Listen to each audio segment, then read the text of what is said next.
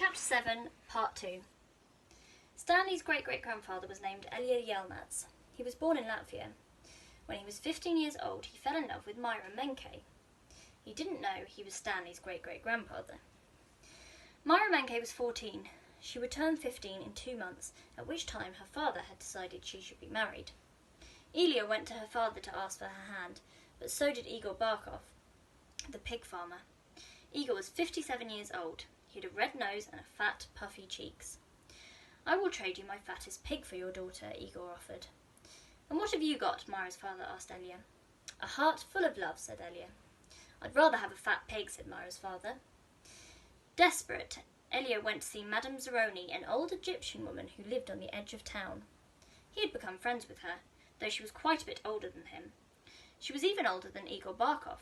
The other boys of his village liked to mud wrestle. Elia preferred visiting Madame Zeroni and listening to her many stories. Madame Zeroni had dark skin and a very wide mouth.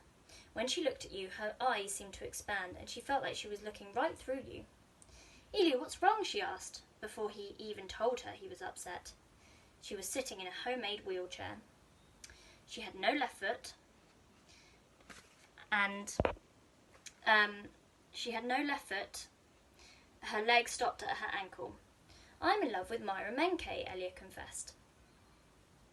"But Igor Barkov has offered to trade his fattest pig for her. I can't compete with that."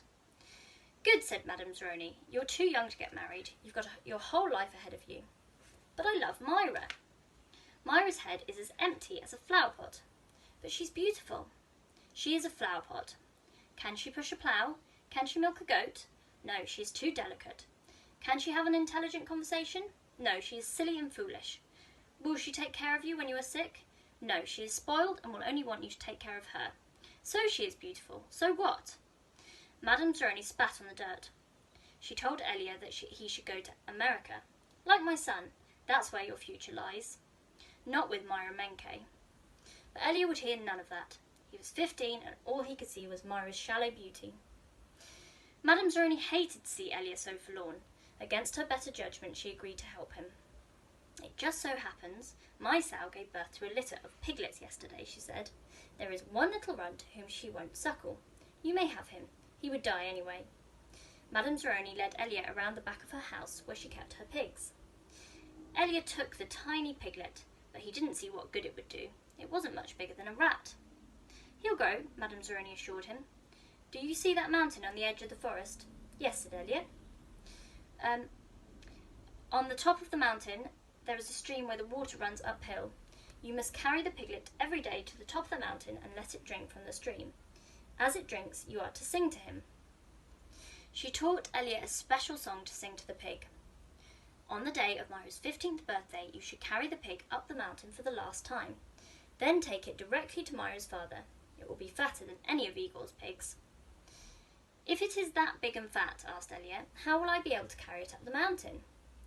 "The piglet is not too heavy for you now, is it?" asked Madame Zeroni. "Of course not," said Elia. "Do you think it will be too heavy for you tomorrow?" "No." "Every day you will carry the pig up the mountain. It will get a little bigger, but you will get a little stronger. After you give the pig to Myra's father, I want you to do one more thing for me." "Anything," said Elia. "I want you to carry me up the mountain. I want to drink from the stream, and I want you to sing the song to me." Elia promised he would. Madame Zeroni warned that if he failed to do this, he and his descendants would be doomed for all of eternity. At the time, Elia thought nothing of the curse. He was just a 15-year-old, and eternity didn't seem much longer than a week from Tuesday. Besides, he liked Madame Zeroni and would be glad to carry her up the mountain. He would have done it right then and there, but he wasn't yet strong enough. Stanley was still digging. His hole was about 3 feet deep, but only in the centre. It sloped upward to the edges. The sun had only just come over the horizon, and he already could feel its hot rays against his face. As he reached down to pick up his canteen, he felt a sudden rush of dizziness and put his hands on his knees to steady himself. For a moment he was afraid he would throw up, but the moments passed. He drank the last drop of water from his canteen. He had blisters on every one of his fingers, and one in the centre of each palm. Everyone else's hole was a lot deeper than his. He couldn't actually see their holes, but could tell the size of their dirt piles. He saw a cloud of dust moving across the wasteland and noticed that the other boys had stopped digging and were watching it too. The dirt cloud moved closer, and he could see that it trailed behind a red pickup truck. The truck stopped near where they were digging, and the boys lined up behind it. X-Ray in front, Zero at the rear. Stanley got in line behind Zero. Mr. Sir filled each of their canteens from a tank of water in the bed of the pickup, and he took Stanley's canteen from him. He said, "This isn't the Girl Scouts, is it?" Stanley raised and lowered one shoulder. Mr. Sir followed Stanley back to his hole to see how he was doing. "You better get it with it," he said, "or else you'll be digging in the hottest part of the day."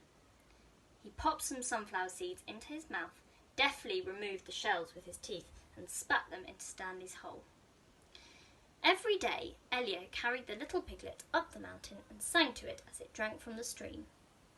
As the pig grew fatter, Elia grew stronger. On the day of Myra's 15th birthday, Elia's pig weighed over 50 stones.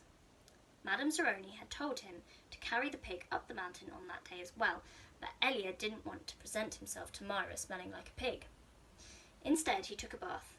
It was his second bath in less than a week. Then he led the pig to Myra's. Igor Barkov was there with his pig as well. "These are two of the finest pigs I've